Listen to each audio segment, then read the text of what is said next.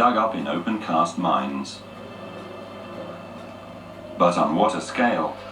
The sand under the province of Alberta contains the world's second largest oil reserves. Only Saudi Arabia has more. 174 billion barrels distributed over an area 4 times the size of Belgium. There are no breaks for the oil rush. The hard work continues around the clock 365 days a year. This business has nothing to do with the conventional oil wells, where the black gold is merely pumped out of the ground. Although here too it was formed underground over millions of years, it seeped away into the ground. Jennifer Grant from the renowned Pemba Institute in Calgary has been advising politicians and economists on environmental questions for years. The companies are forcefully seizing nature's resources. The 32-year-old environmental expert regularly inspects the damage caused by oil sand mining. Alberta's boreal forest, and it's home to about 600 vascular plant species and about 300 animal species. And this is all removed when mining takes place. The first thing that happens is that the boreal forest is clear cut, the muskeg is dewatered, and once that's removed, the overburden can be removed, and this all takes place before mining can begin.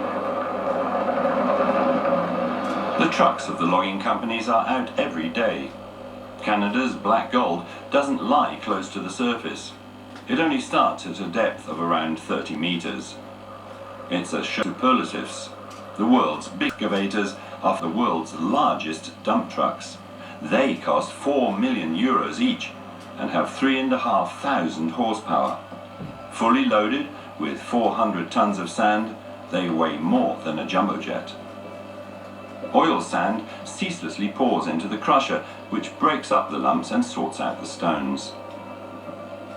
There's no real sign of the final product yet, because often the oil content in the sand is less than 10%. The process that turns 2 tons of sand into 1 barrel or 159 litres of oil is called extraction. The mining companies here are now producing 1.3 million barrels of oil a day, and it's here that the environmental expert sees the problem. For every barrel of oil, the industry uses between 3 and 6 barrels of water. The refineries are already guzzling twice as much water as the city of Calgary with its 1 million inhabitants.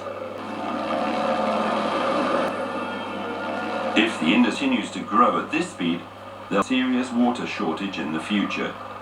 The Athabasca, one of Canada's longest rivers, is thick ice in the winter. The oil sand industry uses this river as its main water source all year round, complains Jennifer Grant. In the winter, the flow of the Athabasca River is only about 10 to 15% of what it is in the summer. So industry is still allowed to withdraw water in the winter, and in the red zone, it is withdrawals at that period is definitely going to put the aquatic ecosystem at risk. Fish, any of the invertebrates that live in the river are going to be at risk, and there needs to be an alternative to freshwater use. But there's no alternative in sight, and production never stops.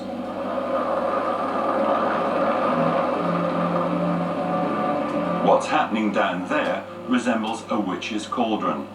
In the factories, hot water, chemicals and centrifuges break down the oil sand into its components, forming a viscous black mass, bitumen.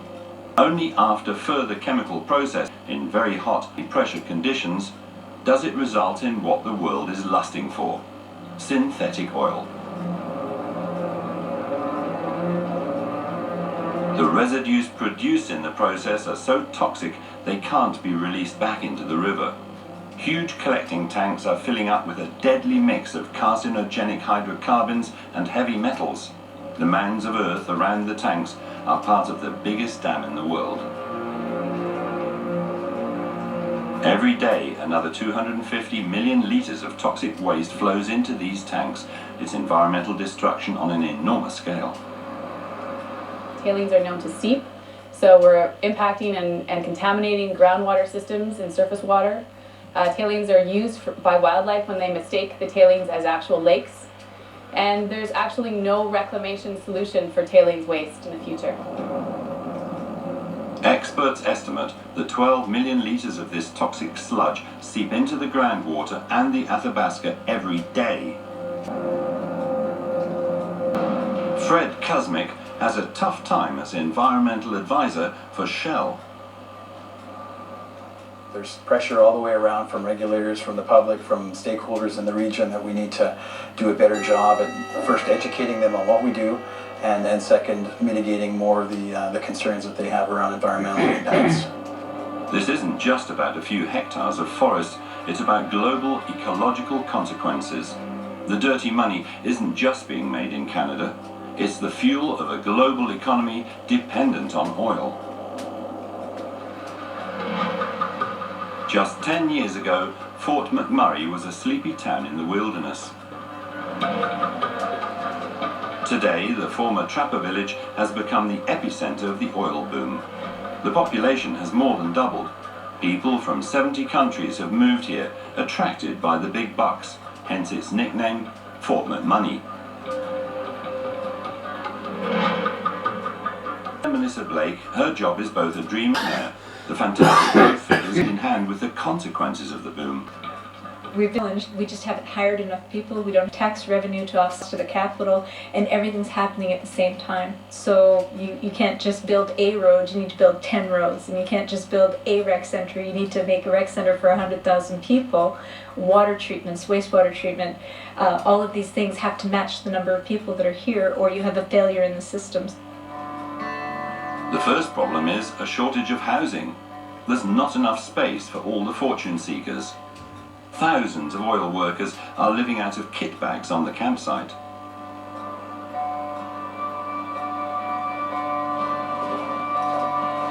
Gary Tucker from Newfoundland is one of them. He was a high seas fisherman for 30 years before the entire fishing industry collapsed. Gary moved from Canada's poorest region to Fort McMurray, the place of hope. The temperature first winter here of -53. Didn't bother me. You got to prepare. I got everything built, sheeted around and insulated. I got an electric heater on the heater that keeps everything flooring that warm. I've got electric heaters plus my furnace inside. So I have no problem.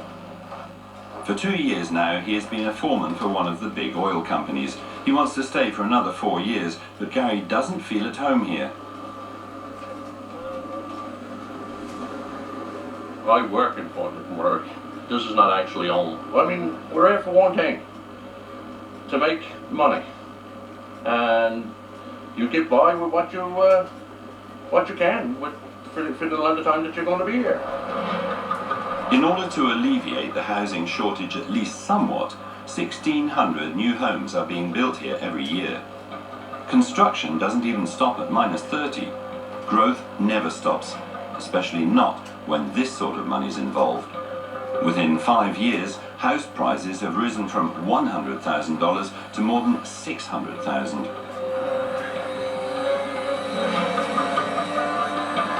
Even so, every house immediately finds a buyer in this most expensive town.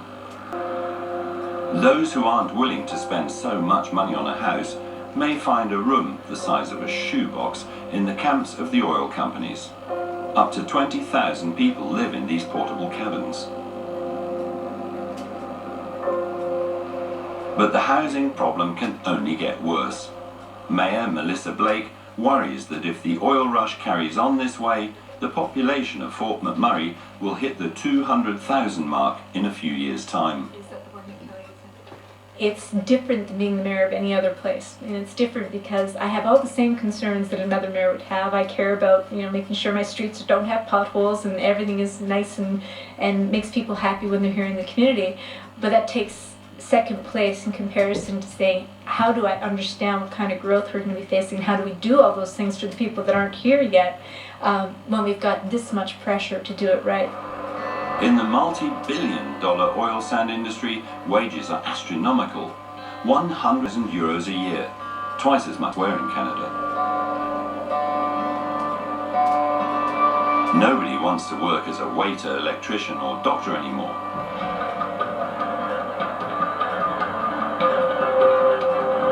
But the fast money also has its downsides. Drug and crime rates in Fort McMurray are among the highest in Canada. An industry that doesn't seem to have any rules and for which there is no tomorrow is leaving its marks on the people working in it. And it also leaves marks on the Native American settlements, the First Nations as they're known here, that lie hundreds of kilometers away in the middle of the Canadian wilderness, in places that can only be reached by car in the winter time when the rivers and lakes are frozen. Kevin Timoney is in a hurry. An expert on environmental toxins, he's been called out to Fort Chipewyan, one of the First Nations villages. My role is I have to tell the truth regarding of the message, and so it doesn't feel good, obviously, to come to a community and deliver bad news, but bad news is better than being told that things are fine and there's no issues to worry about, which is what they've heard for too many years. The ecologist has to travel over the hard terrain for a good 4 hours. 300 kilometers of nothing but conifer forest lie between Fort McMurray and Fort Chipewyan. A small village with around 1,200 inhabitants, most of them from the Cree Nation. So far, it has been an unspoilt place, but that has now changed dramatically. For years, the number of mysterious cancers has been increasing in Fort Chipewyan. The inhabitants are hoping Dr. Timoney will finally help them discover the causes of this creeping killer. Cholangiocarcinoma, cancer of the bile duct, usually affects 1 in 1,000, but here, 5 have already died of it.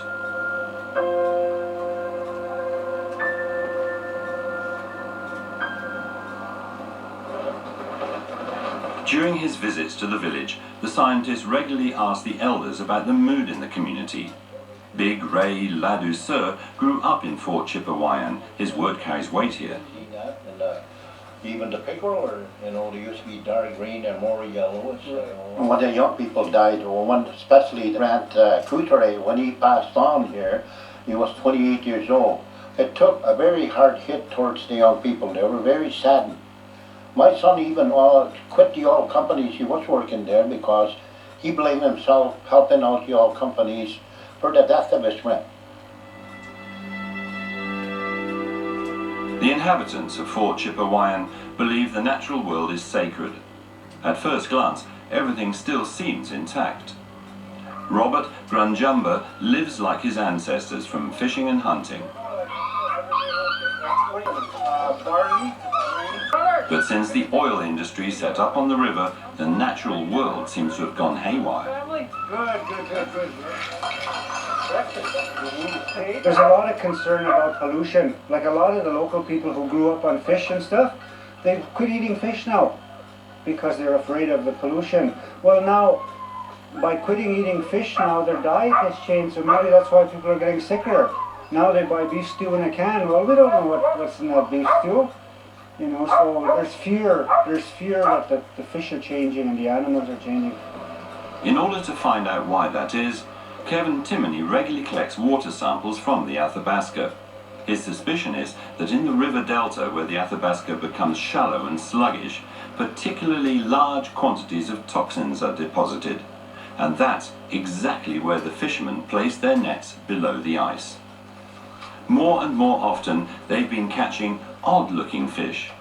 Fish with big lumps, fish with unnatural large eyes, fish with all different deformities. Yeah. All right, I'm going to throw this.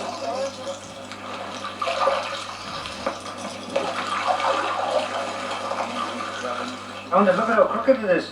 Oh yeah, you see the scoliosis here? You see the skeleton is not straight, so it's got a curvature. This is a double curvature in its spine. That's definitely a gross abnormality. Kevin Timoney suspects a connection between the deformed fish and the amount of cancer in the village. Through the food, heavy metals get into the body, where they then build up. The local health office has already recommended that people limit their intake of walleye.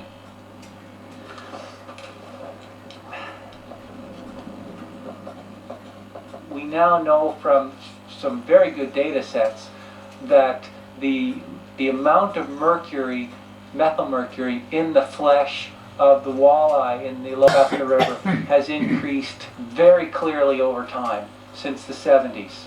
And there's only one good explanation for that, and that is industrial activity. Like during every visit, Kevin Timoney wants to keep Big Ray up to date about the state of his research. I wanted to show you this catfish. As the head of the local fishing association, Big Ray Ladouceur is worried about the increasing contamination. Like everyone here, he lives in harmony with nature. He feels betrayed and sold out by the oil industry. Who's dying in Port Supply? They don't care. They'll dump more garbage into it, into our water system. Finally, they'll kill everything in our parts of the country, and how are we supposed to live? How are we going to commercial fish to feed our family, or even to eat the fish? How are we going to survive? Kevin Timoney has taken the deformed fish to dissect it. What made it sick? Other toxins. He has never had a striking specimen.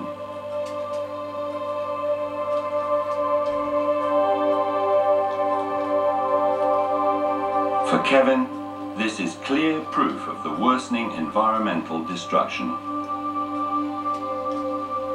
Most of the world community is not aware of what is happening in this part of the world. It's a globally significant pollution event that we are experiencing, and the industry will only respond if they begin to hurt in the pocket. And so once the world community, the people who are buying oil, become fully aware of what's happening here, they'll buy oil from elsewhere.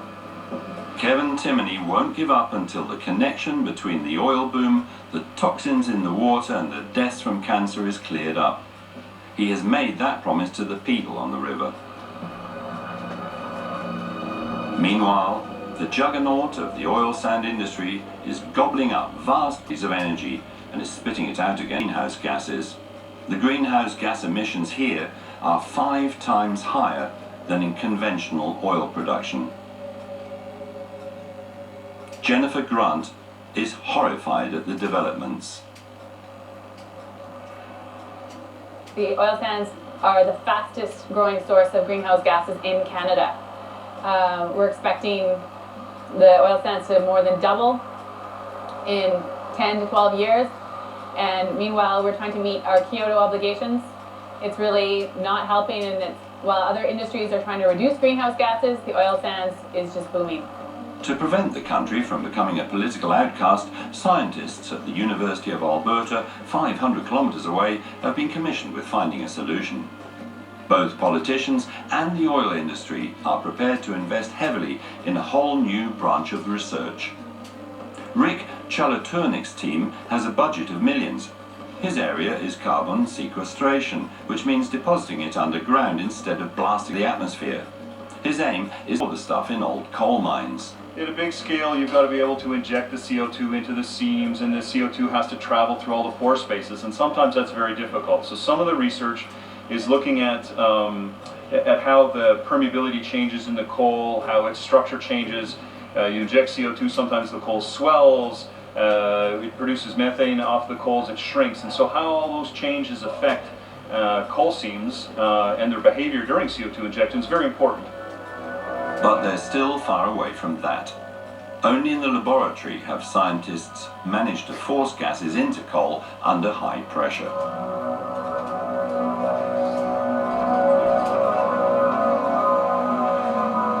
That too is a highly complicated matter.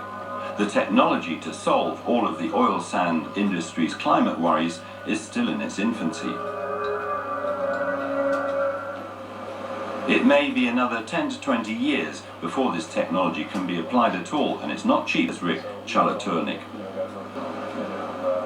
Capturing CO2 is a very expensive component of the process. So dealing with the capture cost side, I think, is very worrisome for companies in terms of implementing at a large scale. These are billion-dollar investments, and so they need to know that if they make those billion-dollar investments on the capture side, that there are places to store the CO2, and then the market price for CO2 makes sense with those kinds of investments. Besides carbon dioxide, waste is the biggest problem of the oil sand industry. Nicholas Bayer wants to solve it by recycling the wastewater. To do that, he uses something nobody else needs: residual sludge.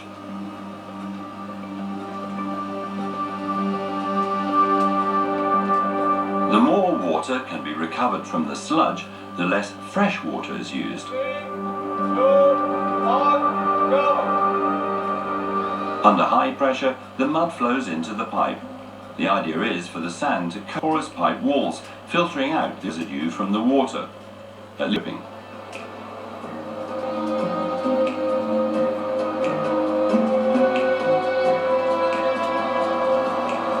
I'm pretty excited. This looks like a promising new technology. We still have to work on how we can scale it up to the large flow rates that the oil sands plants have, but with a lot of work and support from industry and from the universities, I think we can hopefully develop this possibly into something that might be an option. Today, the experiment worked. The pressure in the pipe was right. Water is filtering out. The rest is staying in the pipe. The water quality is good enough to extract oil sand, and this time no waste is produced. But the problem of the highly toxic dry residue remains. Through the process of cross-flow filtration, we're able to extract relatively clear water out through the walls of the pipe, and this water should be suitable enough to recycle right back to the plant. So it was a pretty successful test today. Anthony Young is away from practical application. How can the bitumen be washed of the oil sand with as little water as possible?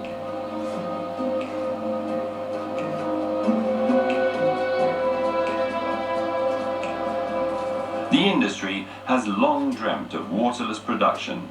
It would be revolutionary.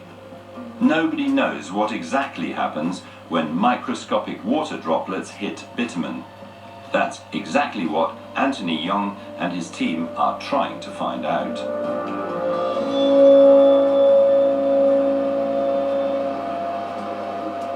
With the information that we provide the industry, they would probably be able to come up with processes that do not use water or use very little water, hopefully eliminate tailings ponds, and have a much more sustainable way of recovering heavy oil from the sand. But it'll be many years before this technical innovation is ready for industrial application, and during that, the oil sand industry will continue to use vast quantities of water and energy. The same evening she makes her tour of inspection, Jennifer Grant evaluates her new impressions from the oil sand region. It's a bit depressing, absolutely, and it's overwhelming, just the very scale of the impacts on the ground when you see them from the air. It's absolutely mind-boggling. But it also really reaffirms my desire to work on this issue, because obviously there's a great need for environmental awareness and change. Polluted water, polluted soil, polluted air. It's thanks to the oil sand boom that sparsely populated Canada is ranked the 8th worst climate offender in the world. If something doesn't happen soon, the greed for the black gold will taint an entire country.